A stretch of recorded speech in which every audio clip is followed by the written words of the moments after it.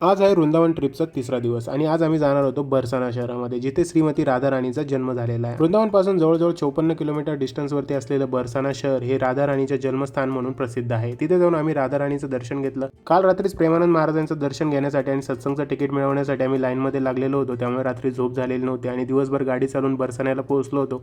त्यामुळे आम्ही थोडा आराम केला. बरसाण्याचं राधा राणी मंदिर हे डोंगरावरती वसलेलं आहे आणि वरती जाण्यासाठी थोडासा घाटाचा रस्ता आहे आणि त्यानंतर तिथेच जवळ एक महल पण आहे. जाता जाता आम्ही थोडी लस्सी घेतली आणि पोहोचलो आम्ही राधा राणीच्या महलाजवळ.